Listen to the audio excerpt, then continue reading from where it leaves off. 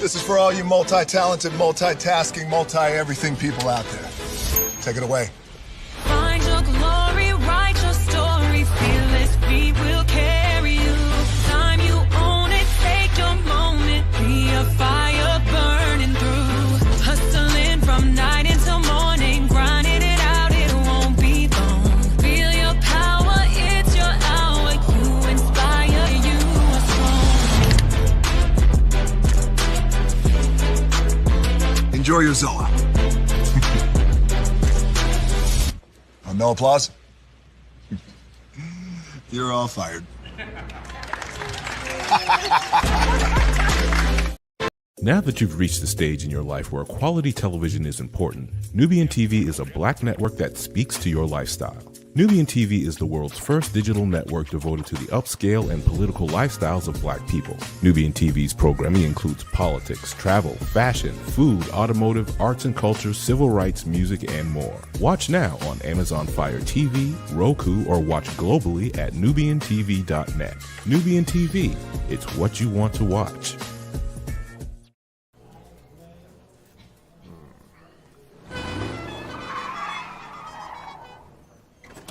Come with me if you want to live a more delicious life.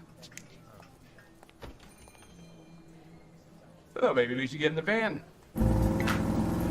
In this world, we don't get to control much. The past, male pattern baldness. Leggies. Got one right now. The urge to puff that bubble wrap. But there is one thing we do get to choose every single day. What we eat. Welcome to the Sonic Department of Research and Deliciousment. We have everything you want, didn't know you wanted, and some things you didn't know were possible. Because we believe if you're not having fun, you're not living free. So come on, let's live a little. Hey, good morning, America.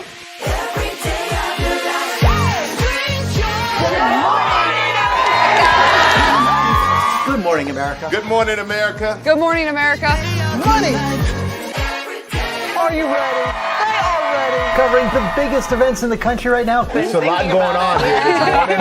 It's always a good time. That's what the show's about. That's good. Really good. Very good. Coming in hot, Jimmy, coming in hot. It's far from elementary.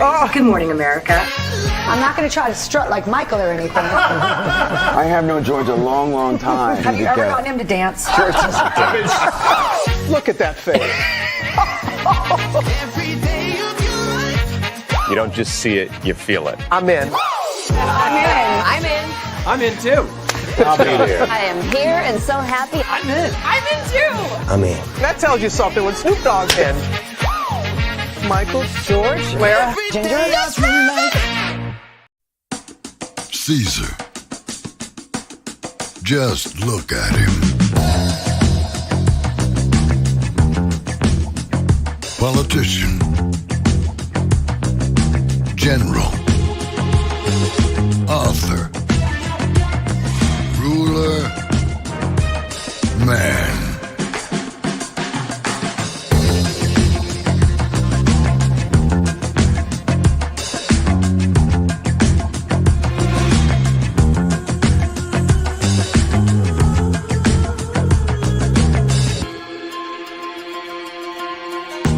Legend has it, he's not only stared into the belly of the beast, he's had it for dinner. Here he's free to relax, or party, or relax, or party, or relax, and party. His is a world of opulence, excess,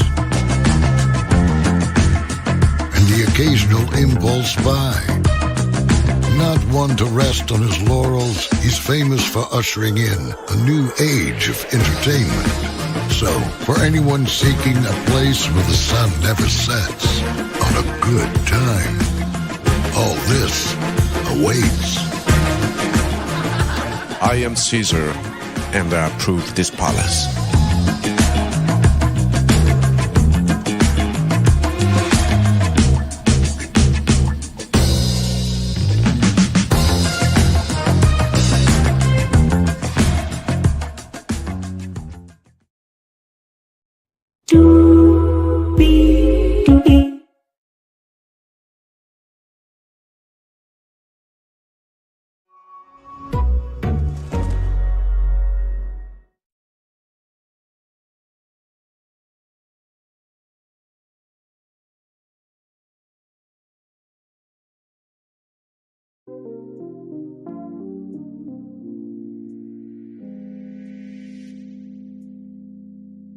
Well, hello to you,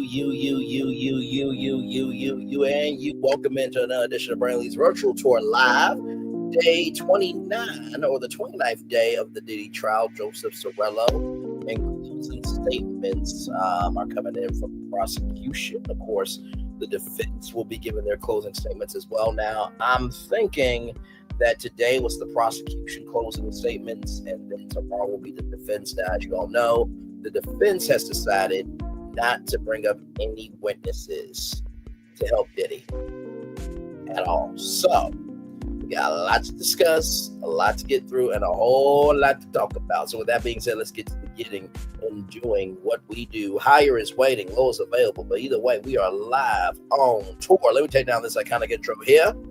You see that virtual tour background? Yes, you do. You hear that virtual tour music? Yes, you do. And then there is me. Hey, everybody. Welcome in. Glad to have all of you here in the building with me live on tour. Child, let's get to it, because we do have a lot to talk about. Yes, we do. Here it is. Here, everybody. Shonda Combs trial, prosecution and defense rest. Combs says he won't testify. Closing arguments will take place on Thursday. Okay, so we thought that, today, that they would start wrapping up, but closing arguments will take place on Thursday. So I will change that in the title. This comes to us from NBCnews.com. What to know about the trial. After 29 days of testimony, basically a month of testimony, the government rested its case against Sean Combs. Prosecutors put on 34 witnesses ranging from alleged victims to to law enforcement agents and assistants. The defense didn't call witnesses today, instead submitted evidence for the record. Combs said in court that he does not plan to testify, calling it totally my decision. Closing arguments will take place Thursday and may continue on to Friday morning.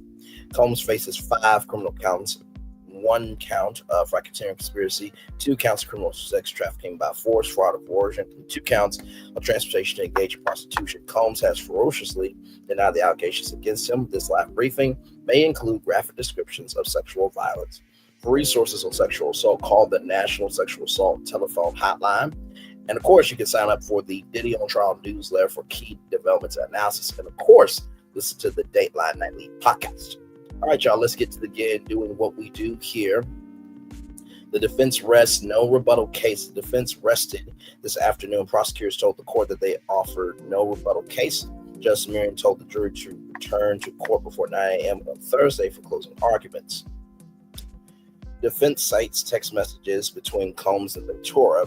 The defense entered into evidence a series of text messages that they argue could show how Combs and his girlfriends were in love and consensual relationships. Some of the electronic messages appeared sweet and tender, while others were graphic and explicit, describing sexual acts. In a 2017 text message, Cassie Ventura told Combs, "You're my best friend," and says there is no one that should. There is no one she loves more than him. Prosecution stipulated to the authenticity of the messages. So this is basically a Hail Mary from this dumbass defense team. Like, you not bringing up any witnesses, but you're entering more text messages. Really? This is the end. And this is all you got? Sincerely, I don't get this team. I don't get their existence. I don't get how they got law degrees. I sincerely do not know how they woke up every single day to go into a courtroom and basically defend the indefensible. I just don't get it. I hope that their soul is good after the trial, child. Court's back in session. No ruling from Assistant U.S. Attorney Christy Solek urged Justice Marion to reject the defense's request for Combs to be declared not guilty from the bench. The government believes the record at trial is favorable to the government and more than establishes the case can be presented to the jury. The judge said he reserved any decisions as the jury returned to the courtroom. So, here's the thing, right? Whether the judge says not guilty or the jury says not guilty, it's still going to be different, right? So, a dumbass like they've been this whole time. It is what it is. So that's not going to change anything. Combs says he won't testify. Judge Arson asked Combs how he was feeling. Combs responded, "I'm doing great. Thank you, Your Honor," adding, You're doing an excellent job. When asked, "Is it your decision not to testify?" Combs responded, "We have discussed it thoroughly. That is my decision. That's totally my decision. I am making it." Prosecution asked court to decline Rule 29 motion. Prosecutor Christy Savick said the government believes the record at trial is favorable to the government's case and can be presented to the jury. She asked the court to decline the defense's Rule 29 motion. In asking for the Rule 29 motion, defense attorney Alexandra Shapiro argued that there's insufficient evidence of kidnapping and racketeering in regards to Capricorn Clark's claim. She was forced to take a lie detector test for days at a building in Manhattan after some of Combs' jewelry went missing. Shapiro said that the claim does not satisfy the requirements. Under New York law, there's no evidence Combs knew that happened. Clark did it to prove her innocence. Cassie Ventura testified that she was held at the London hotel for several days after she was injured, but the government failed to provide she was detained through reasonable fear. Shapiro argued. Also, in regards to Ventura, Shapiro said DV is not sex trafficking, and there's insufficient evidence to show that Combs used coercion to force her to commit sex acts. The defense argued Ventura participated in hotel nights to make Combs happy. That is, this defense team really must eat shit every morning. My Lord Jesus, I just don't get it. So Cassie did say that she participated in hotel nights to make him happy, but that doesn't mean that everything was consensual and respectful and just, right? Number two, we do know that Diddy is known to be a violent person. Even the defense team said that he is a violent person, right? And, he forced these freak-offs where if the women didn't do it, it would affect their bank account, it would affect their career, and it would affect their lifestyle, right? So, yeah, there was coercion to force her to do sex acts without question. I sincerely do not know how this defense team has had careers for years. I sincerely do not know. I'm just flabbergasted. I really am. Defense says no proof of bribes nor threats. Defense attorney Alexandra Shapiro continued to attempt to dismantle the prosecution's claims that Combs participated in racketeering acts. She said that the trial failed to show evidence Combs tried to bribe anyone surrounding the March 2016 hotel tap between himself and Cassie Ventura. So Eddie Garcia's testimony doesn't matter here. Like, PD paid $100,000 to the security guard. So like the boss got $50,000, Eddie Garcia got like $30,000. The other security guards got what they got, and then basically called Eddie to tell him, listen, that tape coming out could ruin my career. Basically, Diddy calling Eddie Garcia to let him know that he knows what the fuck he did. And you mean to tell me that the trial failed to show evidence that Combs tried to bribe anyone? That was a bribe. About the video, yes. I can't. You know what? This defense team moves like Portia Williams' existence. It's not just feeding the hungry only on Thanksgiving. It's an everyday situation. You know what I mean? This is 265 days a year.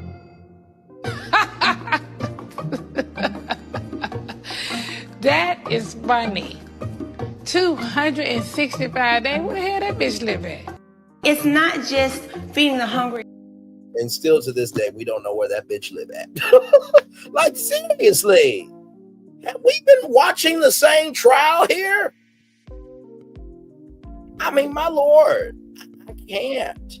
She said there was no police involvement. Ventura did not want the police involved and no charges were pressed. No, Diddy did not want the police involved. Ventura wanted police involved, but she knew that if she called the police, then there would be consequences to her. Eddie Garcia, who worked as security supervisor at the Los Angeles hotel where Combs was filmed attacking Ventura testified that he received $100,000 for himself and 2 other employees for keeping the video under wraps. Shapiro know that he signed an NDA that prevented him to report to law enforcement. Shapiro argued that Combs didn't threaten Mia or other staffers. Mia testified that one of Combs' security guards, D-Rock, offered to send her something which she interpreted as money after Ventura's lawsuit was filed.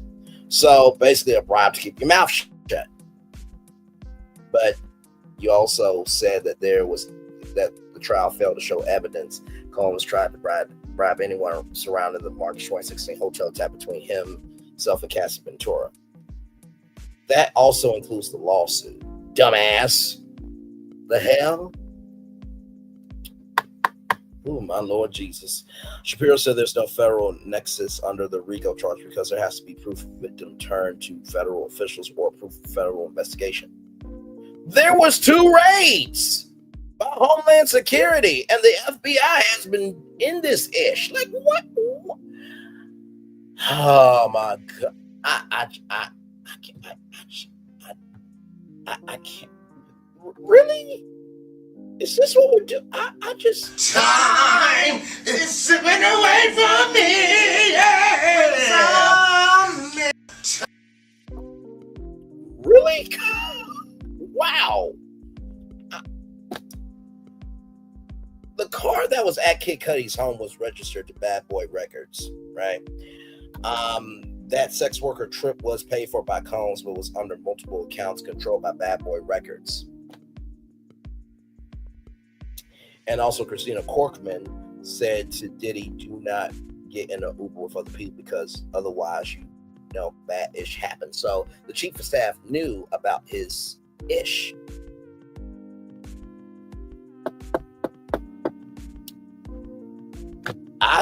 I'm just like, wow, the stupidity that is running through this trial of everybody who got up to try to defend this piece of dumb fuck. I just don't get it. I truly don't. She also argued that Combs didn't threaten anyone. Shapiro noted how Jane tested Combs after Ventura's lawsuit, and Combs did not send any corrupt persuasion or threats. Combs asked her what he could do to make her feel better and asked for her support. There's also no evidence that Combs used threats or harm to procure the labor. Capricorn Clark, Mia, Ventura, or Jane. Shapiro said under the forced labor racketeering act, someone's services must be procured through force, physical restraint, or threat of serious harm. Jimmy Iovine tried to pay off Capricorn Clark by saying, hey, listen, keep quiet. Okay, so listen, that was a way to produce a threat, okay? And not to mention, too, the jewelry that was allegedly stolen, that if she didn't pass the test, that she would be thrown to the Hudson River. That's not potential harm to Capricorn Clark. Okay. While some of Combs' staffers described him as abusive and working under gloom conditions with little sleep, they all could have left. Shapiro said, in reality, most were in fear of losing their job, she said. The way that Diddy has moved, a no. Defense moves for Rule 29 judgment of acquittal. Y'all have asked for 3 mistrials, and now you're asking for an acquittal? No. You're going to, in the words of Maurice Scott, lay there, roll over, and take it. That's what the fuck you're going to do. After the prosecution rested, the defense ruled for a Rule 29 motion for judgment of acquittal on counts 1 through 5. Defense attorney Alexander Shapiro argued that the prosecution failed to prove at least three elements of the RICO racketeering charge, failed to show how he violated RICO, that he agreed. Hang on 1 second, y'all. I gotta. One moment. I just gotta. I always hate when this happens because I got it, y'all. I got my charger. Child. Okay, all right there. And in you go. There we go. All right, back to our hosting position. There we go. Thank you. He failed to show that he violated RICO, that he agreed to participate in insufficient evidence of conspiracy. She argued that there was an enterprise in this case. It was simply Combs engaging in sex acts in his personal times with his girlfriends. But also, too, prostitution is legal in some states. One state is not illegal, and is Las Vegas. But he did pay for prostitutes and took them across state lines. That's a crime. Okay. All right. Moving on.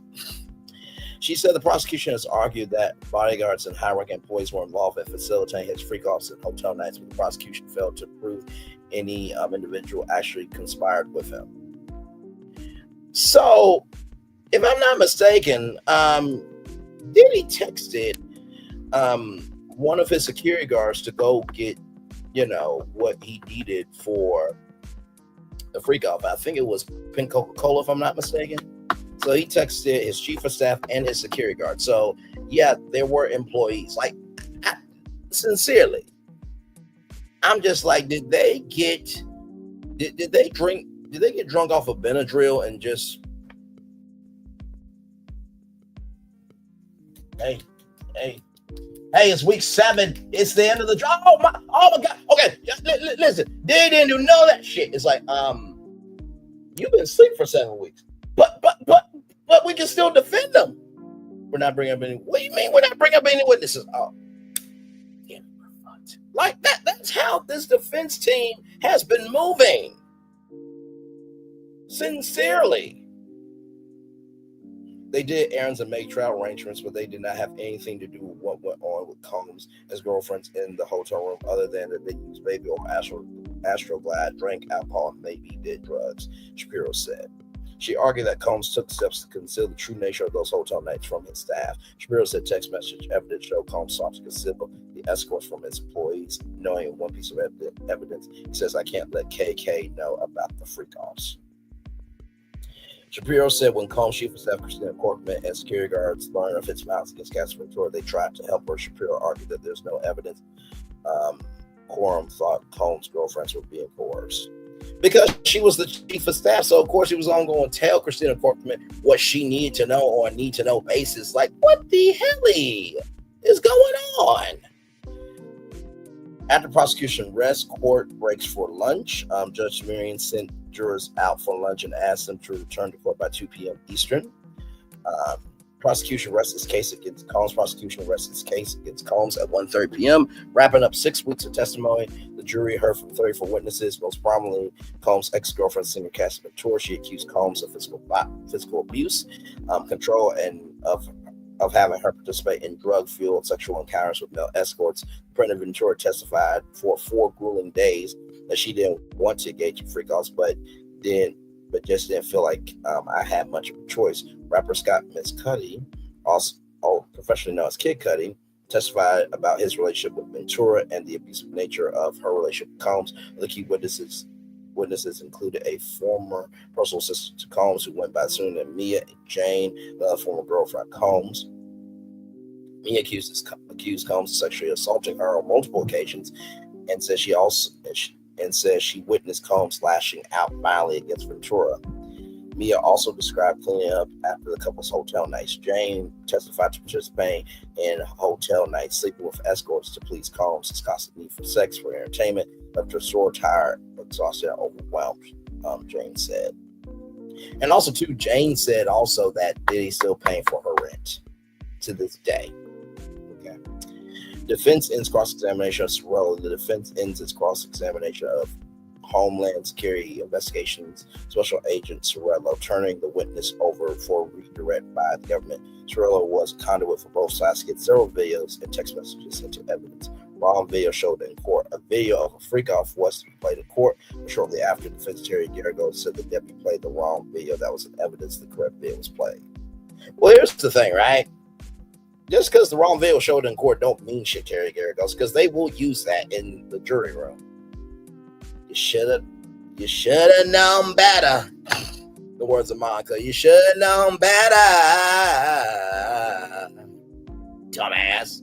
Anyway, jurors show freak-off footage of Jane. The panel was shown video footage of Jane and a sex worker pawn a freak-off session from July 31st to August 1st, 2024. So that was the last freak-off, because remember, Rena Roy from ABC News talked about that he had that P. Diddy had a freak-off weeks before he got arrested. Now, I would assume if you're going to get arrested for federal charges that you would not do any freak-offs, right? But still, he did freak-offs leading in the weeks to his arrest.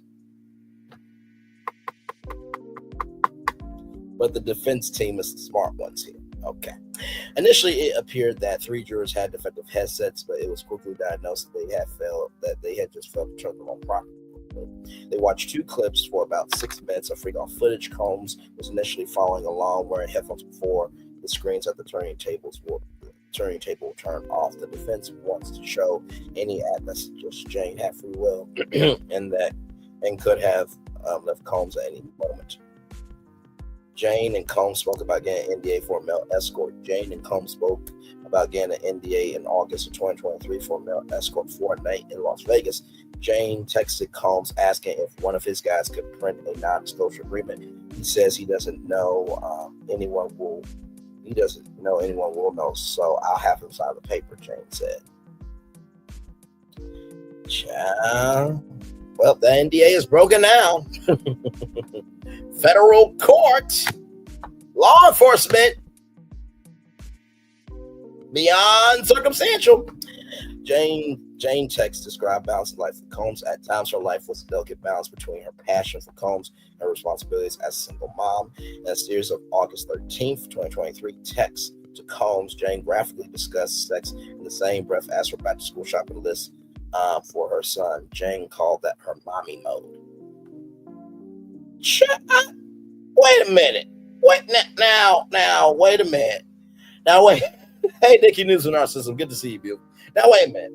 Now I know good to damn well you ain't saying, now listen, I'm getting, school supplies for my son, but later on the night, you in my office, you bad student, you. What the hell is going on here? Really, I mean, role play is a thing, and professor, student, it's, you grown as a student, and she's grown as the professor, and that could be a role playing thing, but you don't mix that in your school supply list for your son. What the hell?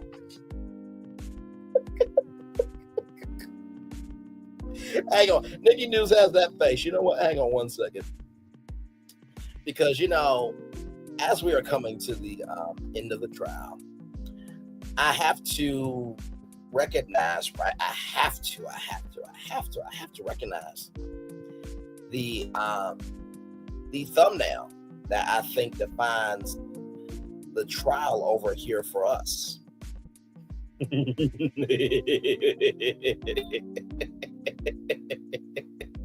Oh man, I love doing what I do. Yes, I do. Yes, I do. Yes, I do. And I love what we do together as well, creating unity with love, understanding, and soul over here.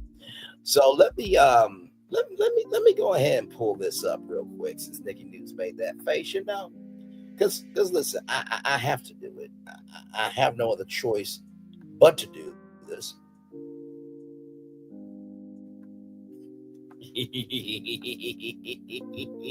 Give me a moment. Bam! Sean's John is on trial. Sean's John is on trial. I gotta tell you, Sean's John has been on trial for 6 weeks.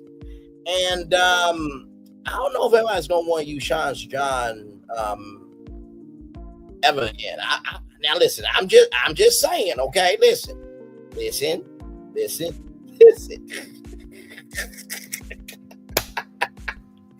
One of the masterpiece thumbnails I have ever done.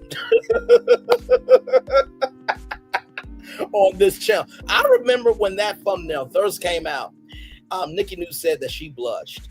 For Nikki News on narcissism, who has been a day one family member, friend, and confidant, everything in between, for her to blush, that really means something, because that means I haven't pushed all the limits. Okay. That was a little bit of wordplay. If you follow our channel closely here, you know that I love using wordplay. I love utilizing the culture, but most of all, I love taking swings in creativity.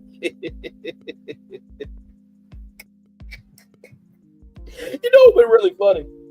If somebody were to have, when you go to the YouTube page and you can go down, took a picture of the thumbnail, blew it up and put it on a t-shirt, and then just sat down in the courtroom.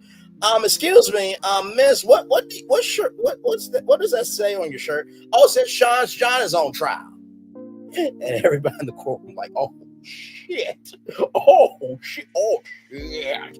And then, I'm seeing ABC, NBC, CBS, Fox, all the media outlets, all the content creators. So there was this t-shirt with Sean John's on trial. And I'm just like, oh, that was me. Oh, I see, that was just supposed to say on YouTube. I didn't expect, this to get into in the real world. Thank God that didn't happen, because, oh my Lord Jesus, I don't imagine. My mama called, Braylon, why am I seeing a thumbnail of yours in the courtroom in New York? Hey, listen. It's called utilizing culture and humor, right? And listen, everybody knows about his, but that wasn't about his clothing line, Braylon. What do you want me to do about it? I can't do anything about this. Like, people find it funny, so it is what it is. I gotta go on The View tomorrow to describe this. Wait, you're not taping it? No, I'm going live. Oh God, right? Do you have to go? It's a live show. I respect the platform. Mama gotta go. I love you too. All right, bye. Love your mom. I really do. Let's get back to this, man. But that's crazy, though. And Jane graphically discussed sex in the same breath as her back-to-school shopping list for her son in the series of August 13th, 2023 text messages. Now, why weren't those text messages entered into court? Because, I would have had a good ha-ha-hardigafai and a good kiki reading those text messages, okay? Listen, let's roll on. Court is back in session. Court is back in session after a break with Cerciello still on the stand. Mid-morning break in courtroom action. U.S. District Court Judge Aaron Surin called for a 15-minute break until at least 11:50 a.m. Eastern. The defense has been examining years of text messages between Jane and Combs, showing that the former girlfriend had the freedom to travel and set her own activities. Okay, well, here's the thing, right? Freedom is relative. Was it freedom for Jane to do what she wanted to do as long as Jane was Diddy's slave? See, what's the context, conjecture, and connection there? Because something, the Kool-Aid ain't sweet about that. All right. Defense show role of Jane in relationship. Defense attorney Terry Garagos, the same woman, although from the words announced the butler from the name, we're still waiting for the DNA results, asked a woman about what type of designer luxury bag she got, rather than understand that this woman has been DV'd and sexually abused and does not have a realm of comprehension of how Terry Garagos could have had what happened to Jane happen to her. But far be it from me to give an opinion. Not wishing down Terry Garagos, obviously. I'm just saying the quiet part out loud. Defense attorney Terry Garagos has been concentrating on a series of text messages showing how at times Combs' then girlfriend Jane played an active role in setting up and joining their rendezvous with sex workers. Jane wrote to a sex worker in December 2021, joyously saying A previous night's hookup was one for the books. Later that month, Jane told the worker that she was excited to see him, while the man said he was down for that. I mean, Jane said that if she was going to do these freak offs, that she wanted to have control over who she saw. So no surprise there. Like that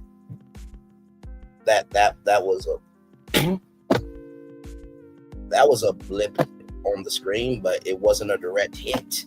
In the words of Battleship, Cerciello returns to the stand. Joseph Cerciello, special agent with Homeland Security Investigations, returned to the stand under cross-examination by defense lawyer Terry Garagos. Prosecution and defense debate over evidence. Court started with both sides debating evidence. Prosecution objected to a message that Combs' ex-girlfriend Cassie Ventura sent, saying she wanted to have sex with him. The defense argued that the text was the day before a freak-off and attempt to show that Combs' ex-girlfriend Willie engaged in freak-offs. The prosecution argued that she wanted sex with her boyfriend, not for the men. Judge Armstrong sustained the prosecution's objection, saying the message was about a one-on-one encounter. Tamir overruled a government objection to include a text Ventura sent saying she wanted baby oil. The judge noted that it was difficult to tell whether this message was referring to a one-on-one encounter unrelated to a hotel night. The judge also allowed a text where Ventura said she had taken Adderall and referred to a freak-off night as pretty hot. Those are just semantics, ladies and gentlemen. Now, the Adderall, no surprise there, because these were drug-fueled sexual marathons. And then, refer to a freak-off night as pretty hot. Just because there was pleasure doesn't mean there was any pain. So that's just semantics, ladies and gentlemen. Sumerian also overruled the government objection to a text where Ventura asked if she could do a freak off without getting high, to which she replied she could. Court is in session. Court is now in session, marking day 29 of Combs' trial. Combs entered court wearing an orange sweater. Diddy, not you wearing your future outfit. I'm sorry. I'm so sorry. I'm so sorry. Wait a minute, what? you know what everybody was saying when he came into the room with that orange sweater on? Well, what do we got here? Huh? You got your little satchel bag, huh? Your little ponytail, huh? Give me what's in the bag. I'll bite your fingertips off and your ponytail. Give me what's in the satchel. I know what's in the satchel. That's all I ask. Give me what's in the satchel. Well, what do we have here? Huh? We got a convicted criminal in the motherfucking ass courtroom today. Huh?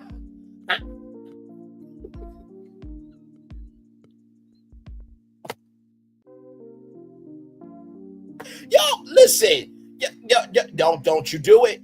Don't you. As the fireworks are going off behind me for being right about this, okay? Everybody was laughing in their head mentally that this dumb fuck walked into the courtroom wearing an orange sweater, his future outfit. Come on now. Really? Out of all colors you want to wear that, you want to wear orange. Okay. He sat down at the defense table and shuffled through papers in a folder. He leaned his head back with what looked like a sigh.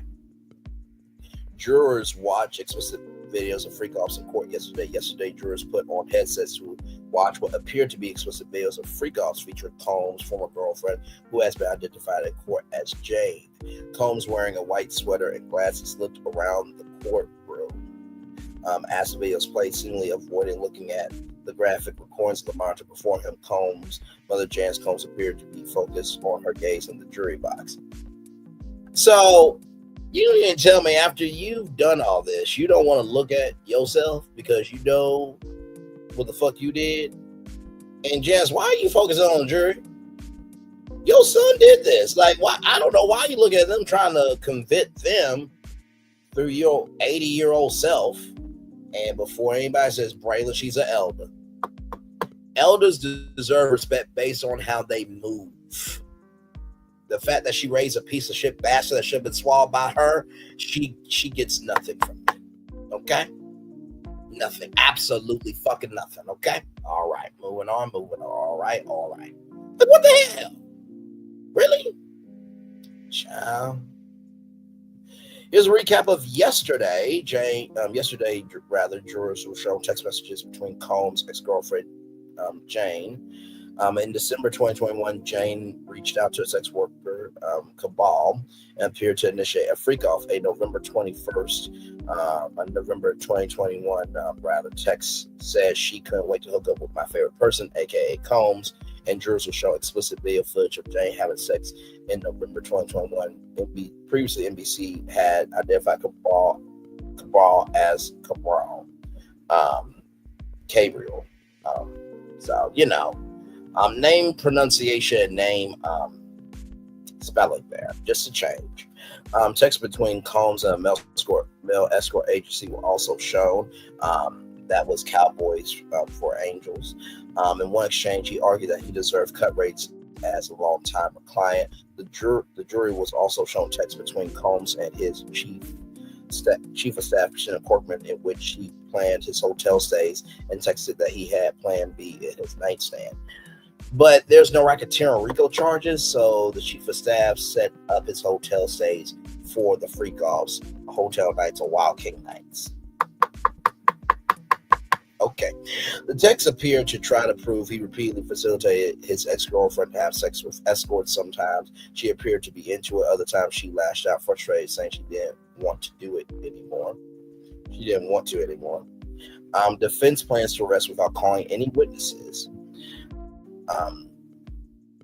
Combs' defense team said in court yesterday it plans to arrest its case without calling any witnesses, but will submit some evidence that stipulates several issues. A charging conference is expected tomorrow, and submissions are scheduled Thursday. Defense lawyer Terry Garrigo said it's expected that each side will take about 4 hours to make closing arguments to jurors. Who was testified today? Joseph Cerciello, special agent with Homeland Security Investigations, will continue to testify today. After Cerciello's testimony, the prosecution will rest this case. Yesterday, he testified that Combs appeared to have paid for a sex worker named Cabral to stay at the 47 International Hotel Tower in New York City in September 2023 and take a flight from Atlanta to Newark, New Jersey. Testimony potentially underlines one of the U.S. government's charges against Combs' transportation to engage in prostitution.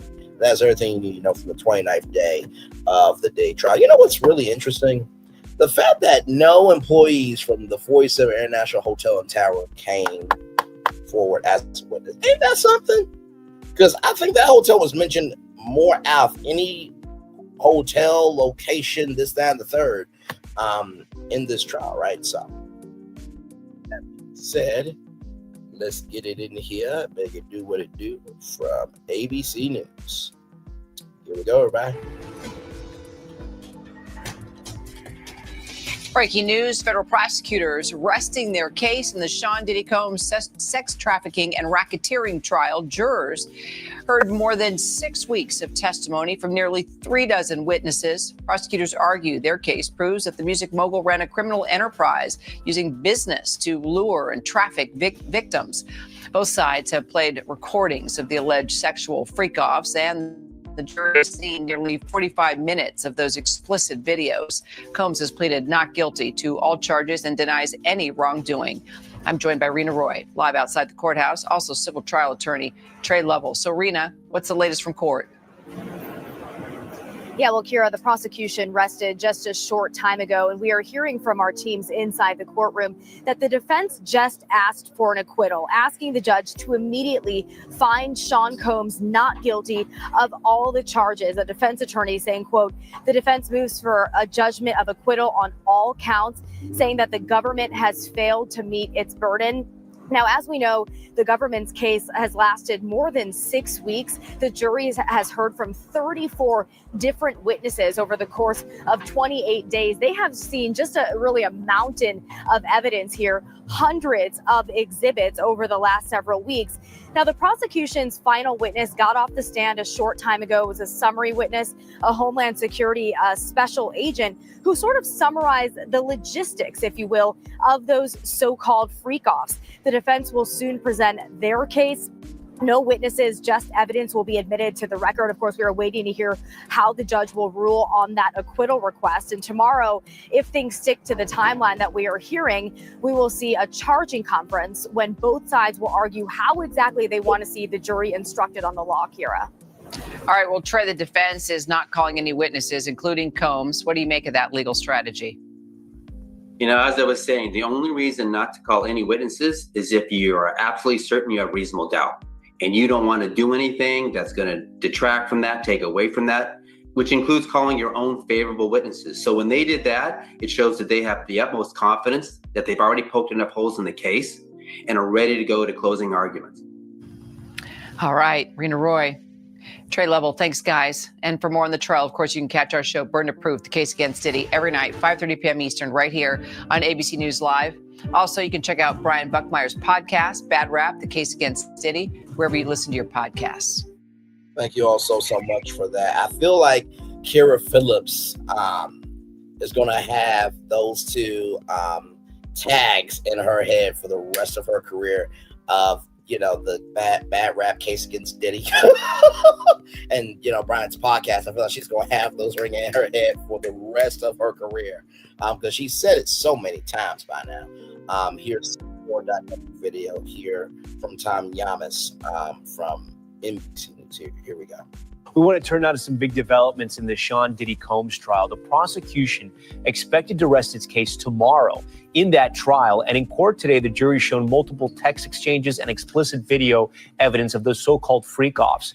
Combs stands accused of sex trafficking, racketeering, conspiracy, and transportation for prostitution. He has pleaded not guilty to all the charges. I do want to bring in NBC News entertainment correspondent Chloe Malas and NBC News legal analyst Danny Savalos. And Chloe, the big headline there that we really didn't mention was that they're now going to rest this case and they're not going to call any witnesses? I mean, this is so different. I mean, Combs' team said a few weeks ago that they needed a week and a half, that the prosecution, we've talked about this a lot, Danny, that the prosecution had changed the way that things were going. They took such a long time that they had to rejigger their strategy. And then just recently they said that they would shorten that. They don't need a week and a half. They only needed about 2 to 3 days. So today, when I was at court to learn that they're not calling any witnesses, I was absolutely shocked. And the thing is, though, is that they do plan to enter some stipulations and some evidence of their own tomorrow. And I knew that Combs likely wouldn't testify in his own defense, but to not call not even a character witness or an expert, I find surprising. So, Danny, walk us through here. What does this mean for the defense? Do they feel they're so confident in their case, or should we see something else here? No, I'm going to let you in on a little secret of the defense part. Yeah. This happens all the time. My last federal trial, I submitted a witness list of maybe a dozen. I called 0.0. The defense frequently rests by and calls not one witness, and there's a reason for that. We, as the defense, never have the burden. You have to understand that it's not us trying to counter their witnesses. We can rest on the defense and just say they have not proven their case beyond a reasonable doubt. Consider that every witness the defense calls is a potential landmine, especially when it is the government that always has the burden and the highest burden in our law, which is beyond a reasonable doubt. But does that express some kind of confidence, though, that you don't have to call a single witness, that you don't have to clarify anything? You've done your job up to now. No, I would think of it this way, because I'm sure there are witnesses they would love to call, but the risk is just too great. You can't call a witness without that witness being cross-examined. So what happens is this is a game time decision. You put your witnesses on the witness list, and as the case goes on, you counsel with your other attorneys and the defendant, and you say, do we need to put on a case? And often that decision isn't made until the last day of the government's testimony. But there is an added bonus, Tom, and it's that by not revealing that, by holding your cards close to your vest, you do cause the prosecution to have to prepare for all of those witnesses. So there is a tactical advantage. Here's one person, though, that the defense always knew they were never going to call, and Chloe already revealed it. It was Sean Combs. He was never going to take the stand, but you saw that they even said he wants to. We defense attorneys do that all the time. So, Chloe, explain, when do we think the jury will get this case? Right. And I just have to say, I'm surprised they didn't even call one person to try to say that Combs is a good guy, or somebody that worked for him who said we weren't running a RICO conspiracy. But Danny was like, if you call someone to say he's a good guy, you're going to play that video of Cassie Ventura being brutally beaten in that hallway over and over. But that's a good point. Why not call any character witnesses, or you don't have to? Oh, no. Character witnesses would be a terrible idea for Sean Combs, and here's why. Here is the rule. The prosecution can never introduce evidence of the defendant's bad character. The defendant can introduce evidence of his good character. But as my law school professor described this rule, it's the dump truck rule. Beep, beep, beep, as the dump truck backs up. Because now that means that if you choose as the defense to introduce what you think is good character, they now open the door and can introduce all kinds of awful evidence about your bad character. And Combs has a lot of bad character, the worst character. And they've done that for 6 weeks, almost 7. As for your question, the closing arguments are going to take place on Thursday. It's going to spill over into Friday morning, but the jury is going to get the case Friday afternoon. And you can imagine that it will have been 7 weeks at that point that they want to wrap things up before the 4th of July, go back to their families. You know, so many of them have had different family things, either that they've had to miss. They even let court go early one day so that one juror could go to her child's graduation. But again, they have 5 counts to go through, a copious amount of data, a bunch of stuff that's been revealed over the last several weeks, that this is not going to be fast. Yeah, I do want to ask you, Danny, we've seen everything. We now know how this is sort of going to play out before the jury gets it. Did the prosecution make their case? I think they made their prima facie case. Now, don't take my prediction because I'm wrong all the time. I think they put in enough evidence to secure a guilty verdict. However, a lot depends on credibility. And some of these witnesses may not have been perfectly credible to these jurors. But do they have sufficient evidence in at least that a jury could conclude guilt on all counts? I believe so. I don't. I think it's going to be split. So What do you think, a mistrial? No, I think they're going jury? to find him guilty on transportation to engage in prostitution, both counts, not guilty on RICO conspiracy, maybe guilty on one of the 2 counts of sex trafficking. Okay. So I've said it here. Go with Chloe. I put my weight on it. The law firm of Savalas and Moss, we appreciate having you guys here. We thank you for that. We thank you for watching. And remember, stay updated on breaking news and top stories on the NBC News app or watch live on our YouTube channel. Thank you guys for that. And let me tell you something. I liked both of their analysis. I'm still a little perplexed of the fact of if he is such a good guy, why didn't anyone come out for him? I mean, thank God they didn't call Kanye West because motherfucker, your trial is up next. Okay. Just keeping it a buck, but that's neither here nor there. But it is interesting though, because you know, I think in the court of public opinion, he's guilty. I've been saying this since the beginning of the trial. I think in the court of public opinion, he's guilty, right? Because of Cassie's lawsuit, the video, and, you know, all the civil lawsuits that came after that, right? But in the court of law, you don't know what the verdict's going to be until it's over, right? So I do agree with Chloe just a little bit that it could be split. It could, but in the court of public opinion, he's guilty. Regardless of how this plays out, his life will never be the same. Ever. So with that being said, let's watch this clip from Extra Doo-Doo. Here we go. A smile and a wave. And today, Diddy waived his right to testify. In open court, he revealed it was his own decision, telling the judge, "I'm doing great, and you're doing an excellent job." Diddy spoke out just after the 34th and final prosecution witness took the stand. Shine like this, they mighty blessed, but sometimes you gotta go through the dark to manifest. Even as Diddy released what could be his final record, the Love album, Off the Grid, in September of 2023, a Homeland Security agent testified Diddy was still planning freak-offs and hiring male escorts. I ain't gonna lie.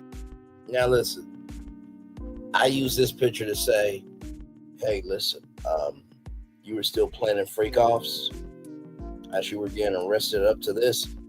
You know we're fucked, right? And by the way, y'all, if you're wondering what color is this sweater, it is a orange sweater. So on the last day of the prosecution, with the character witness of Mr. Cerciello, he wore an orange sweater, which could be potentially his future outfit. So the irony in that is just beyond comprehension. I'm doing great, and you're doing an excellent job. Diddy spoke out just after the 34th and final prosecution witness took the stand. Shine like this, they mighty blessed, but sometimes you gotta go through the dark to manifest. Even as Diddy released what could be his final record, the Love album, Off the Grid, in September of 2023, a Homeland Security agent testified Diddy was still planning freak-offs and hiring male escorts. I ain't gonna lie, it's like I'm living a dream. Authorities say the proof is in flight plans and hotel reservations involving a woman only known as Jane Doe. They're trying to prove the charges of sex trafficking of Jane by showing that Sean Combs was transporting her over state lines. CNN correspondent Elizabeth Wagmeister. This is their final witness. So it's not ending with a bang in the sense of a Cassie or a Kid Cudi. What are you expecting today? But it could end up being one of the most crucial witnesses for them, because if the jury believes that these women were coerced into sex and it is not something that they wanted to do, well, then they have the flight records and the hotel records to back it up. Yep. So why did Diddy choose not to testify? During his testimony, he could control the narrative, but the second it's time for cross-examination, he loses all control. There's just too much risk in that. Deliberations may be just days away, and jurors have a lot of evidence to consider. From the just-released videos of Diddy enjoying his music mogul status on island getaways before his arrest, to photos the government says are drugs, baby oil, and an Astroglide for freak off, an alleged car bombing, and audio of Diddy talking to an anonymous girlfriend. Oh, you cracked pipe. And of course, that disturbing video first obtained by CNN of Diddy's assault on Cassie in a Los Angeles hotel. Combs then kicks her twice and attempts to drag her on the floor. They will have hundreds of pages in front of them, whether that is testimony that they've heard, whether that's text message exhibits, flight record exhibits, and also, of course, those freak off videos that they have been watching repeatedly through this trial. Yeah. Thank you, extra. Woo! We are on our way to the end of the road for this trial here. Yes, indeed, here. So, with that being said, from Court TV, Diddy confirms he won't testify, compliments judge for excellent job from the Associated Press, courtesy of Court TV. Sean Combs told the judge at his sex trafficking trial that he's doing an excellent job, as he confirmed Tuesday that he won't be testifying. Combs made the comment to U.S. District Judge R.N. Surian after being asked if he planned to testify. The question was posed after the prosecution rested after more than 6 week a 6 week long presentation of evidence against the hip hop maven that confronted him with former employees, two former girlfriends who expressed regret at his treatment of them over the past 2 decades. After the prosecution rested, Combs' lawyers asked Miriam to halt the trial immediately and throw out the charges, arguing the charges were proven. The judge reversed the decision. This defense team is dumb as fuck. I mean, honestly, if the jury cannot see that asking for 3 mistrials and acquittal doesn't signal guilty, I don't know how smart the jury is at this point. I really don't. Like, that should tell you. If this defense team is pushing so hard to get out this shit, that's got to tell you something. Just keep it in a book. Oh my God. So the judge basically denied it, or he's waiting to give that decision. Either way, I believe that the judge is going to say, y'all have done way too much. You asked about people's sexual escapades. You asked about somebody's handbag. You done this, that, the third. Like, no. Y'all going to, in the words of Maurice Scott, lay their roll over and take whatever the jury's about to give, okay? Not that Maurice Scott should be pulling for shit, but just saying. The government rested after defense lawyer Terry Garagos finished questioning the prosecution's trial witness, Joseph Cerciello, a Homeland Security investigations agent. Prosecutors have cited the freak-offs as proof of the sex trafficking and racketeering conspiracy charges that resulted in Combs' arrest last September. Defense lawyers, though, say there were potential sexual encounters consistent with the swingers' lifestyle. Combs, 55, has pled not guilty and has remained incarcerated without bail in a federal lockup in Brooklyn after multiple judges concluded last fall that he was a danger to the community. The government's case consisted of 34 witnesses, including former employees of Combs' Bad Boy Entertainment companies, but the bulk of its proof has come from the testimony of 2 former girlfriends Cassandra Cassie Ventura, and a model and internet personality known to jurors only by the pseudonym Jane. Ventura, 38, testified for 4 days during the trial's first week, saying she felt pressure to engage in hundreds of freak-offs because the accounts would enable her to be intimate with Combs after performing sexually with male sex workers while he watched them slather one another with baby oil and sometimes filmed the encounters. Jane testified for 6 days about the sexual performances she labeled hotel nights, saying she was putting them into perspective after being in therapy 3 months ago. She says she felt coerced into engaging in them as recently as last August, but did so because she loved and still loves Combs. And also, Jane also said to the court that allegedly Diggs a cuck because he has gay tendencies. That's what Jane said. Okay, listen, that's what Jane said. She did some research and recognized that a man who wants his woman to have sex with other men usually can be and sometimes have bisexual tendencies or just be gay, but can't be gay out loud. So that's what Jane said. Okay. All right. Moving on. Ventura was in a relationship with Combs from 2007 to 2018, while Jane was frequently with him from 2021 until his arrest, which canceled her plan to meet him at the New York hotel where he was taken into custody. The Associated Press doesn't generally identify people who say they are victims of sexual abuse unless they come forward publicly, as Cassie has done. After prosecutors rested Tuesday, the jury was sent to lunch. When they returned, a defense presentation was expected to be complete by the end of the day without any witnesses. Throughout the trial, defense lawyers have made their case, said no one ever, for exoneration through their questioning of witnesses, including several who testified reluctantly or only after they granted immunity from any crimes that they may committed. Combs has been active in his defense, writing notes to his lawyers, sometimes helping them decide when to stop questioning the witness. He was admonished once by the judge for not enthusiastically toward jurors during a successful stretch of cross-examination by one of his lawyers. Prosecutors complained that his gestures were forming a testifying without being subject to cross-examination. The judge warned that he could be excluded from his trial if it happened again. In the past week, prosecutors and defense lawyers have shown jurors over 40 minutes of recordings Combs made of the freak-offs or hotel nights. Several jurors occasionally seemed squeamish as they viewed and listened to audio of the accounts, but most did not seem to react. In her opening statement, Garagos had called the videos powerful evidence that the sexual conduct in this case was consensual and not based on coercion. Closing arguments were tentatively scheduled for Thursday. I would say to Terry Garagos, let's put you in a situation and see how you survive. If somebody said, hey, listen, if you don't do this, I will handle your family disrespectfully. Let's just see how your ass makes. Since you said that everything was consensual and not based on coercion. Get the fuck out of here. Dumb waste of life. Anyway, I'm going to turn my camera now because we've done the whole show for over an hour. Yes, we have. And like I said, if it doesn't apply, let it fly. But if you let it fly, it must apply. Child, listen.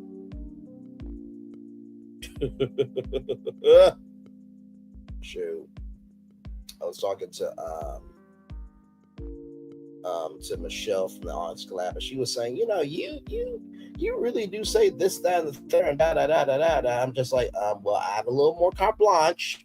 Say what's on my mind. I stick to the prompt. The prompt won't be about me. But in the same token, right, wrong is wrong. So then she was talking about, well, there's a way to have decorum and race and this, that, third. I'm like, I didn't get to, hang on, let me see something. I did not get to, okay, it is what it is. I didn't get to 3,143 subscribers, and I didn't get to 611,204 views by coming in weak. People are looking for commentary that is relatable to their perspective, right, of how they think. They look for somebody who has a dialect that is sensible enough, that has the capacity to understand what's going on. But most of all, they can stand up for what's right, stand 10 toes down against what's wrong, and move in a fashion that you're not trying to drag anybody, but if you are dragging somebody, it's to cause good trouble, to be about whatever we don't confront, we allow. So I love Michelle, but I respectfully disagree that she's gonna have her opinion, but I still love her though. It's all good. So with that being said, everybody, 3 people in the building. Like, comment, share, subscribe. Glad to have all you here. We are live. We are live on tour. Glad to have all you here right here on Braylon's Virtual Tour Live. Day 29 of the Diddy trial, everybody. Yes, indeed. So we are just here chillaxing. Yes, indeed. We are just here chillaxing. Whew, man. What a show, what a show, what a show, what a show, what a show. Man. I will say this has really been such a moment in time. If you did not cover the Diddy trial, first of all, understand why, because it was quite a lot, right? It was quite a lot. Not just mentally, but soulfully as well. You know, I mean, it took a lot out of me to cover this, but also too, I knew that this was a cultural moment in time that this had to be covered. It had to be, right? Just keeping it above. So it's a big deal. So just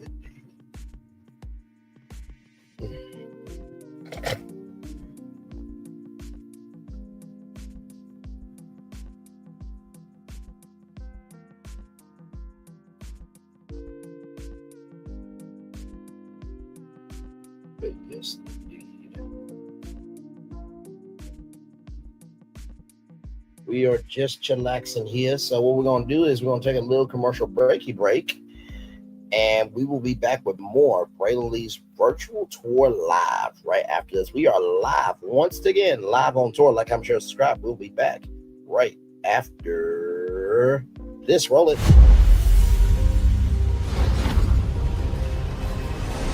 Beyond this gate, find gardens green and epic worlds to fill your dreams.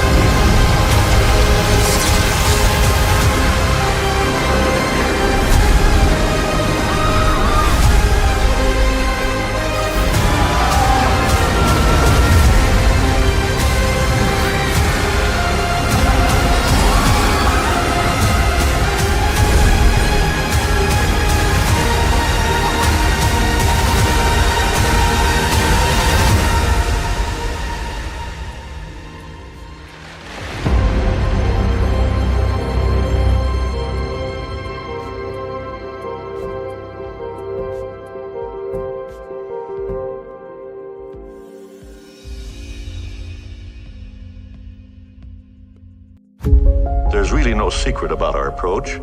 We keep moving forward, with the hope that it will be a source of joy and inspiration to all the world. In Disney's 102-year history, there have been many defining moments and countless achievements. Today, we celebrate another thrilling moment, the creation of a spectacular new Disney theme park resort coming to Abu Dhabi.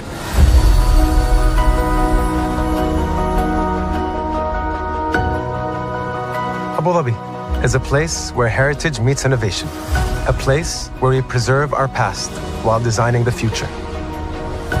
Bringing a Disney theme park resort to Yas Island, Abu Dhabi marks a historic milestone in our journey as a global family destination. The 7th Disney theme park resort destination represents a new frontier in theme park ambitions. Our resort in Abu Dhabi will be the most advanced and interactive destination in our entire portfolio. The location of our park is incredibly unique. It's anchored by a beautiful waterfront, which will allow us to tell our stories in completely new ways. Ultimately, this project will be a celebration of what's possible when creativity and progress come together. What we are creating with Disney in Abu Dhabi is a whole new world of imagination, an experience that will inspire generations across the region and the world.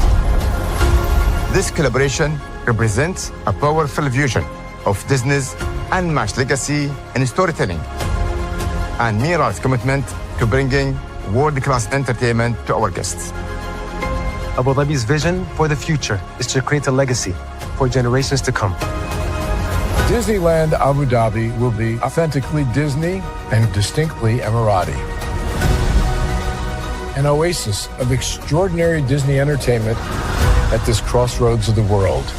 It will bring to life our timeless characters and stories in many new ways, becoming a source of joy and inspiration for the people of this vast region to enjoy for generations to come.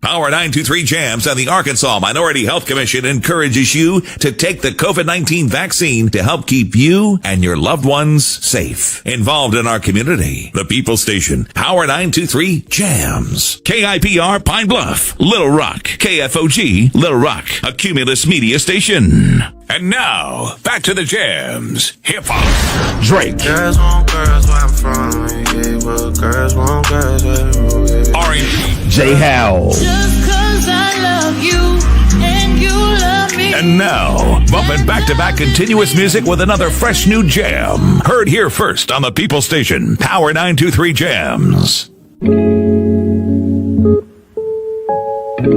Power 9. I'm loving it. I'm loving y'all right back. Welcome back into Brainley's Virtual Tour Live. We are live on tour, everybody. The 29th day of the Diddy trial. So Cerciello, I thought closing statements would have taken place today, but of course they did extend court today, so that will be starting tomorrow. Tomorrow will be the start of closing statements, and then jury deliberations.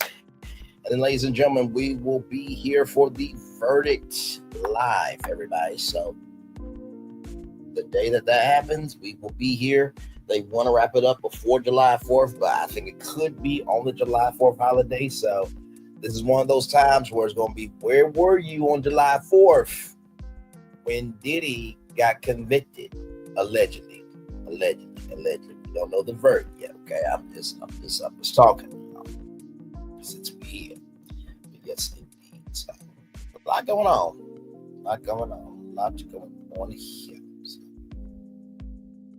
yeah, like I said to my friend Bishop, this is the most I've worked on the channel. And not to say I don't work, because I oh my God, dude. Good Lord Jesus. But to be on 5 days a week during this trial, my Lord, and I know that when this trial is over, I know that the aftermath is going to be massive, because and you know what? I would not be surprised if we got a trailer for Diddy Do It at Essence Fest from 50 Cent. I would not be surprised. I would not be surprised at all. Like, all right, y'all. So we've been tweaking it.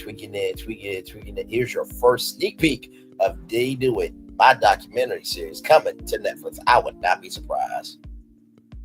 Would not be surprised at all. But we'll see, though. We'll see. Hey, 3 people, welcome in. Glad to have you here. We're just chillaxing. Talked about the 29th day of the Diddy trial. And I'm glad to have you all here. So,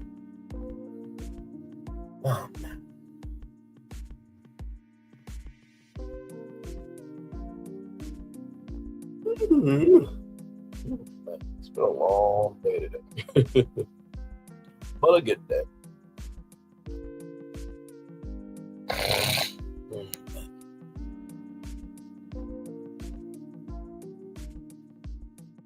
Very good day. By the way, y'all stay tuned to tomorrow, because I may not have the show at 11 a.m. I'm saying this in advance because I have a meeting tomorrow during our showtime. So just want you guys to be aware. I think I'll get the show together tonight for you all, and then I'll set my alarm to be up early. So just stay tuned. You will get a morning edition of Braylon's Virtual Tour Live, just at a different time. So just to let you all know about that. But yeah. And then tomorrow, yes, like I said, tomorrow morning edition will be announced at a particular time once I have the show together for you all. Then after that,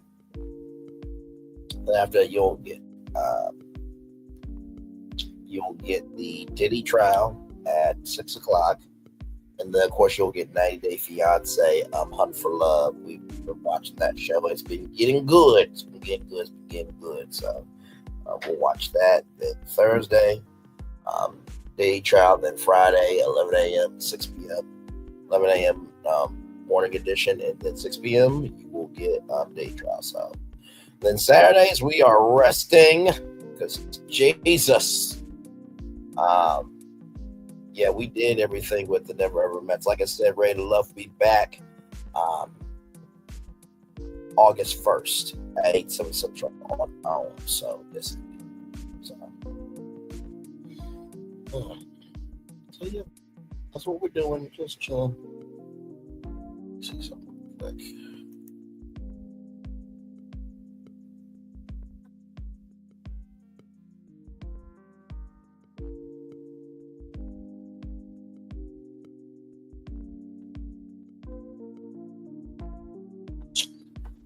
Yes, well, I suspected.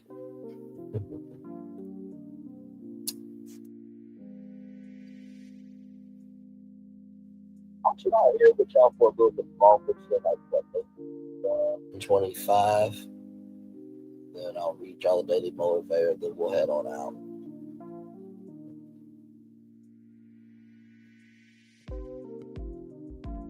Like I said, another great show is, by the way, it's like, it says 92 degrees on my phone, but it's like AA on my laptop. So either way, it's hot. So please have your fans on. Please be staying cool. Check on your pets, check on your grandparents, check on your family, your friends, and everybody in the world to teach out with your girl. Please check on people. Hey, Father Bradley's Fun. Good to see you, man. Good to see you. By the way, congratulations, y'all. Father Bradley's Fun just got to 6 billion views on his channel. So well done to Father Bradley's Fun. Just wanted to show some love to him. I saw that before I got on and wanted to show some love. So yes, indeed. Oh, brother, it's no problem. Listen, when I say that I'm here for people, I really mean that, man. And this is the thing, if we don't celebrate our own accomplishments, who else will, right? So regardless whether I was going to post it or not, you be damn proud of that. You hear me? Am I going to watch Iron Farts? What is that? If I may ask, because I honestly don't know. I honestly don't know.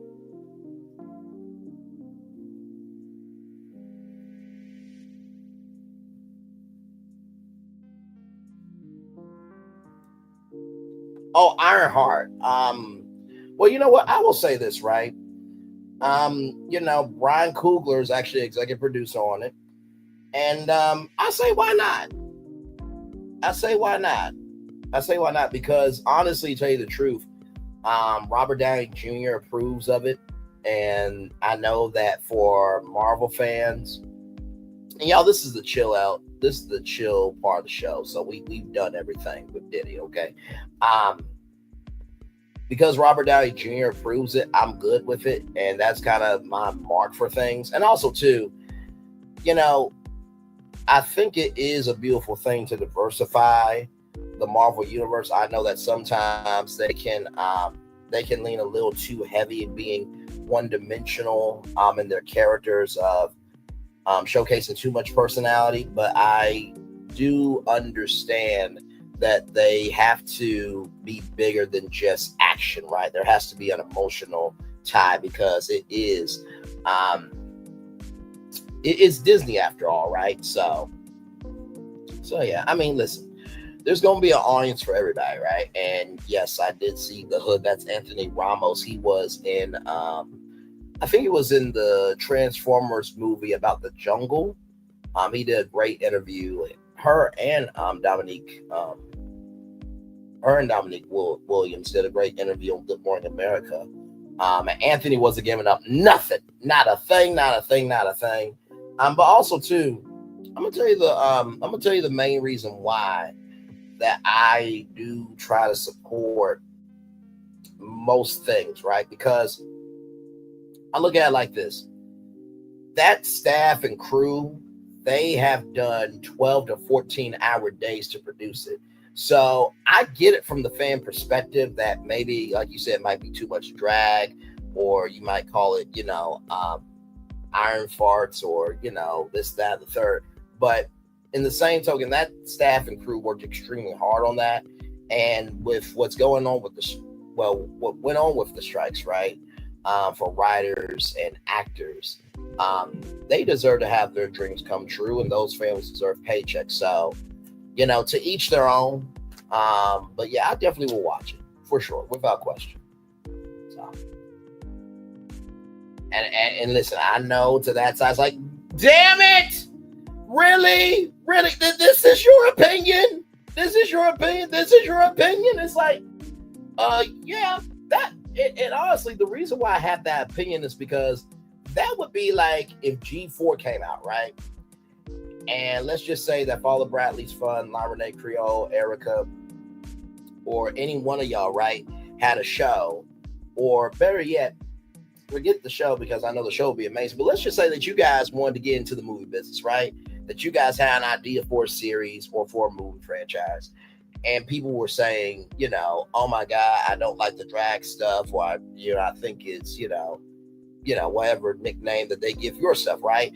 I would be defending like, hold on a second. Father Bradley's Fun, La Renee Creole, Erica, or anybody that, wants to pursue a dream, they worked hard for that dream, right? So that's my stance.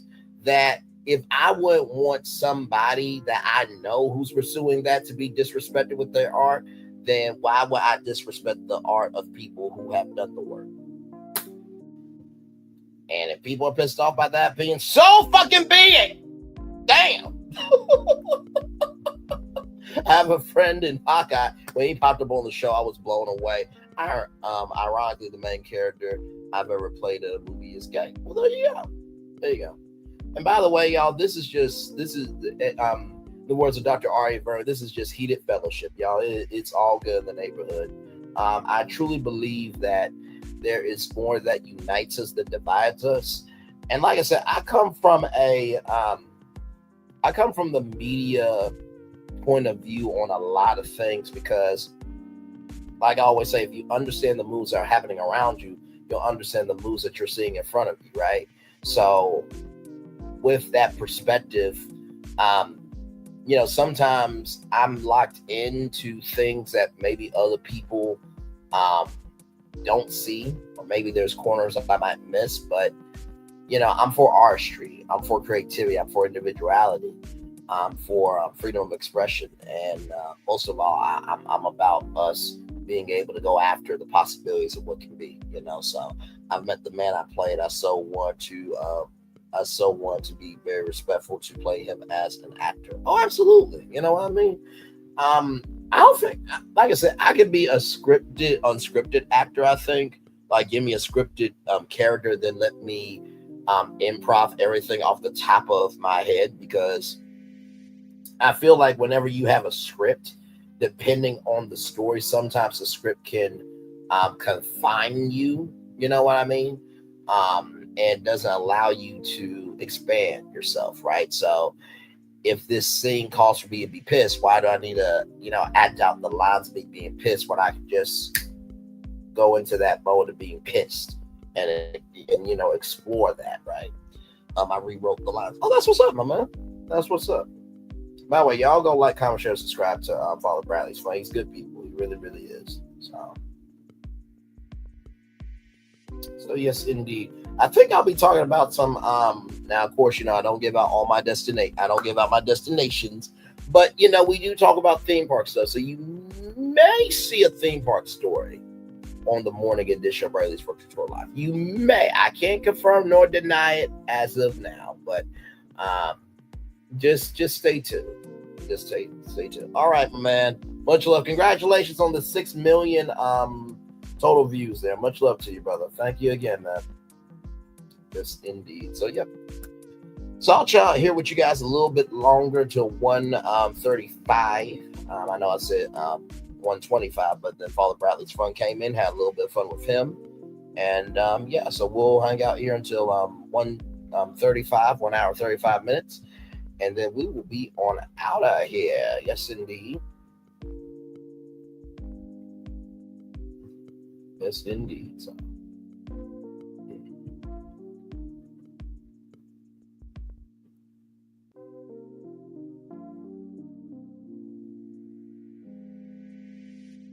Forever in love for you. Come and love me forevermore, baby. Come and love me forever, ever, evermore, baby. Forever in love for you. Come and love me, come and love me, come and love me forevermore, baby, baby. Yes, indeed. Welcome in, everybody. Glad to have all you here. We are just chillaxing over here. Talked a little bit about Ironheart. That's a new series coming to Disney Plus. Please, please, please, please, go watch that when it comes out, y'all. Because we need our voices out here now more than ever. In any shape, form, or fashion, we can greatly receive them. Amen. Amen. Amen. There. Yes, indeed.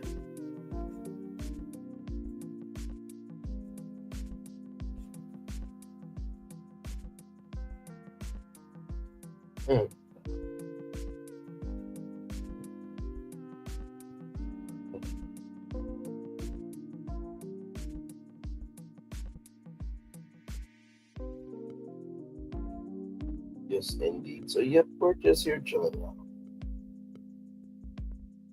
Just chillaxing. I'll be here for 1 hour and 35 minutes. And then we will be on out of here. I'll reach all the daily motivators, then we'll make it do what it do. So, yeah. Y'all give me one moment.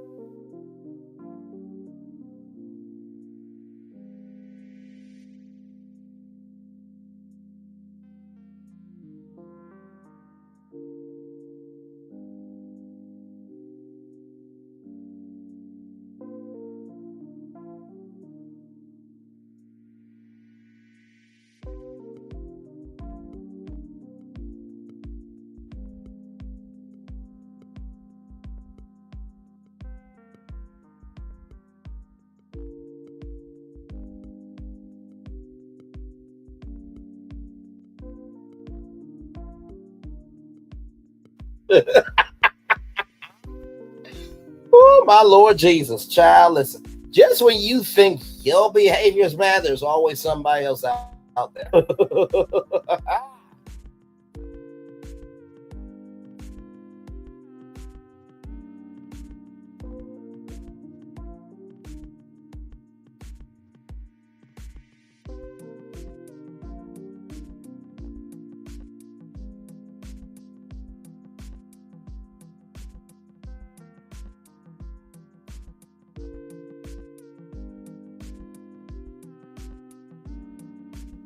Ooh, my Lord. My Lord, my Lord. That clip was funny as fuck, man. Hey, everybody. Welcome in. Glad to have you here. We are just chillaxing. Yes, indeed. We are just chillaxing. Yes, indeed. Oh, my Lord.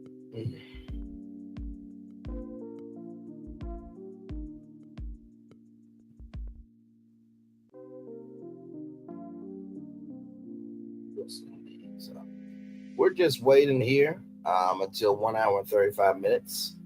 And then we will be heading on out of here. But another great show tonight. It really has been quite the. It's really been quite the energy to do this for you all every single night at 6 o'clock. And of course, when the verdict happens, of course, I'll give my final thoughts on everything. But yes, indeed, it should be a very somber day when the verdict is given for the Diddy trial. So, yeah.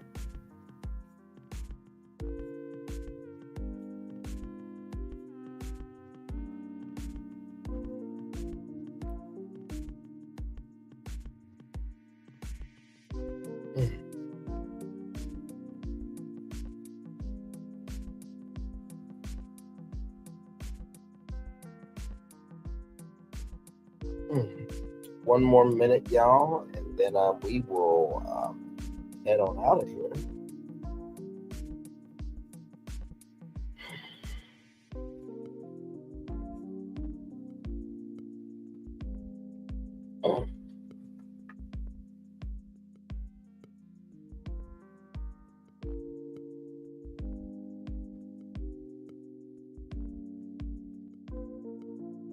Yes, indeed. Almost there, y'all.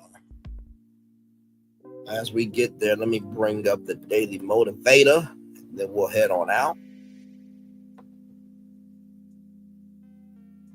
Right here, there is your Daily Motivator.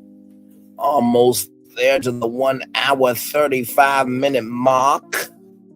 57, 58, 59. Skadoosh, there we are. Art does not solve problems, but does make us aware of their existence. It opens our eyes to see and our brain to imagine. Ooh, very nicely done by Magalda Acabornes. Very well said there. All right, y'all, it's time for Daily Motivator for Tuesday, June 24th, 2025. Flawed and beautiful. Every person is flawed in various ways. Every person makes choices that later become regrets. Remind yourself of that before casting harsh judgments on others. Ralph, some people deserve what the fuck they get, but that's neither here nor there. Back to your motivator. If it doesn't apply, let it fly. But if you let it fly, it must apply. Remind yourself of that before making any harsh judgments about yourself. By all means, expect the best of your own behavior out of the people around you. You cannot expect you out of the people, Ralph, but let's roll on. Yet be prepared to temper those expectations with a generous amount of tolerance and understanding. People can and do change for the better. Okay, Ralph.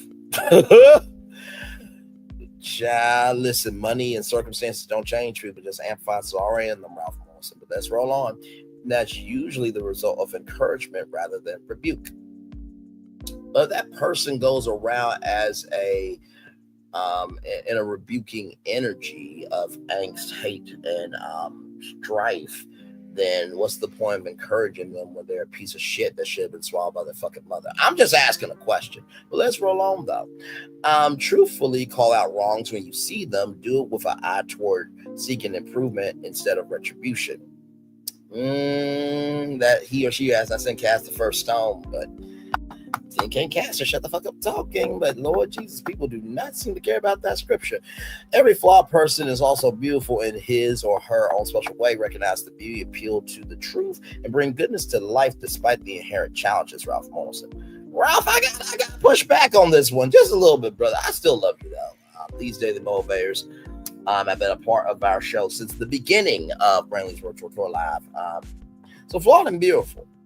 Remember, every person is flawed in various ways. I will agree every person is flawed in various ways, but also I believe every person is responsible for their flaws and how they move with their flaws, right? So that's the first thing I want to say on that. The second thing I want to say is people can and do change for the better. You know, the words of, that song For Good from Wicked, I've heard it said that people come into our lives for a reason, bringing us something that we must learn.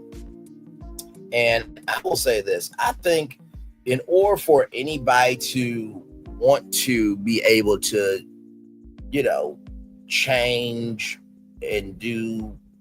for the better and do better and want to have the ability to be able to, for anybody who thinks that they want to change or that they can change and do change and be the change for the better, that starts with internal work.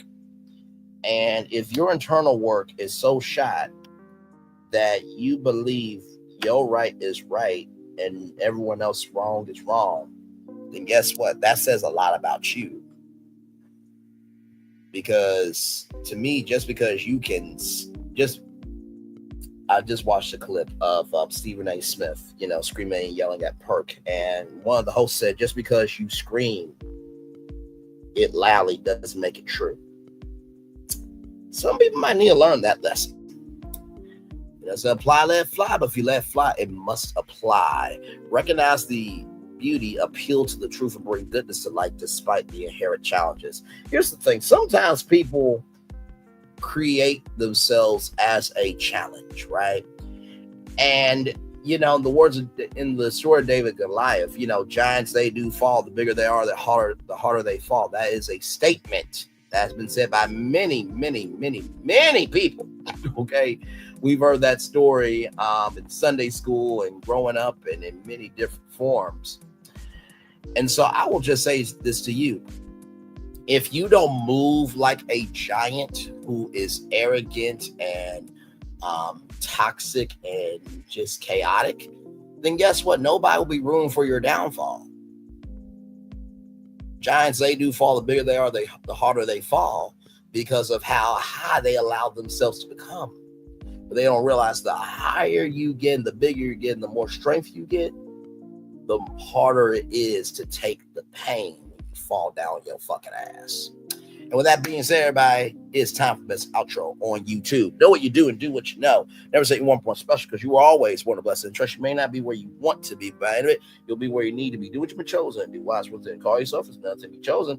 One love, much love, all love. I spend time with you. You spend time with me. And hopefully, by spending time together, we'll be great together. And I always remember we're doing radio, television, YouTube, living your best life.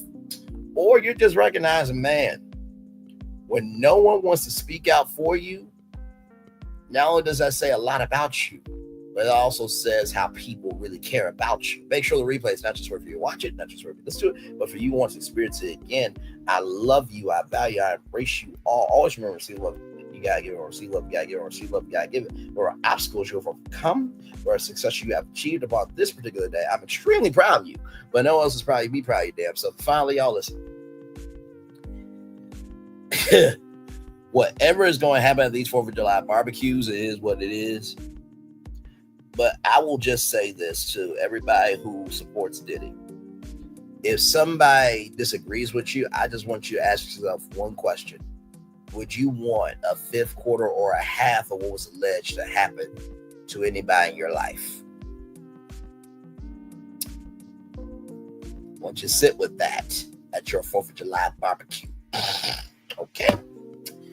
Some of y'all have been in need of some very deserved mental molly whoppings. And let me tell you something. Karma Prime has come to deliver the same day. So for some of y'all, you might need to sit down, shut the fuck up, and drink a beer or some wine or soda and move on. Recognize that pain is pain. Just because that pain has happened to you doesn't mean that that pain can't happen to you. Commercial break and fireworks coming your way for the day that was, for the day that's come, for the blessings on the way for you, me, all of us, as a society, as people, as a culture. I feel the love and I send it right back to you as the fireworks, ladies and gentlemen, are going off behind us here. We have been on tour. One love, much love, all love. I've been your tour guide, Brandon Lee. Good night.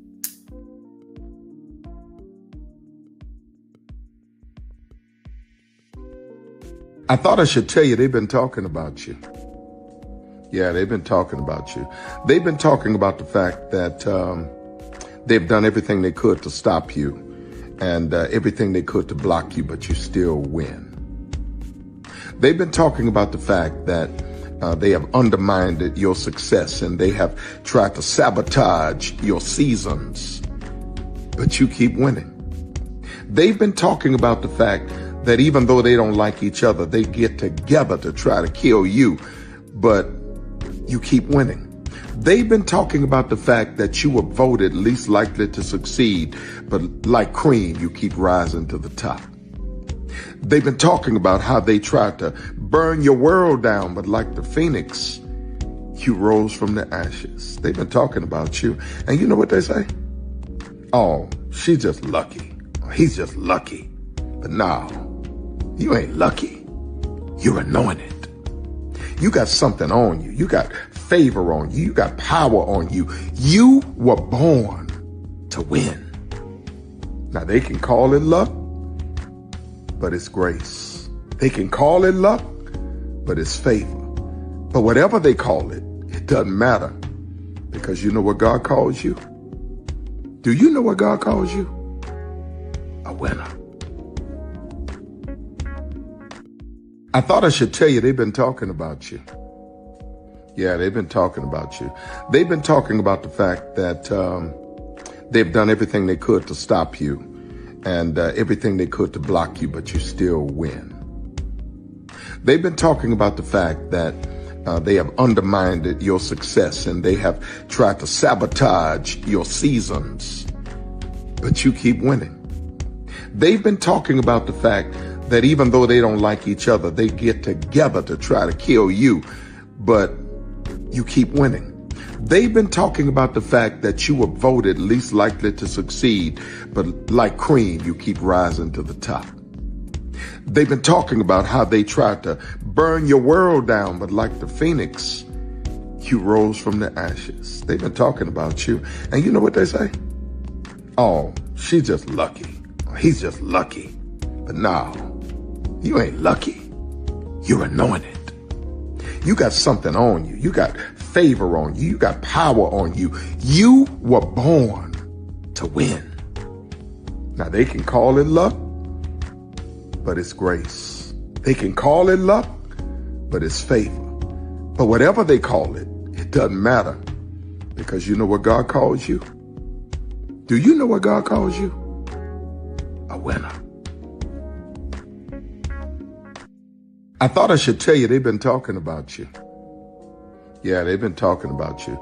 They've been talking about the fact that they've done everything they could to stop you and everything they could to block you, but you still win. They've been talking about the fact that they have undermined your success and they have tried to sabotage your seasons, but you keep winning. They've been talking about the fact that even though they don't like each other, they get together to try to kill you, but you keep winning. They've been talking about the fact that you were voted least likely to succeed, but like cream, you keep rising to the top. They've been talking about how they tried to burn your world down, but like the phoenix, you rose from the ashes. They've been talking about you. And you know what they say? Oh, she's just lucky. He's just lucky. But no, you ain't lucky. You're anointed. You got something on you. You got favor on you. You got power on you. You were born to win. Now they can call it luck, but it's grace. They can call it luck, but it's favor. But whatever they call it, it doesn't matter, because you know what God calls you? Do you know what God calls you? A winner.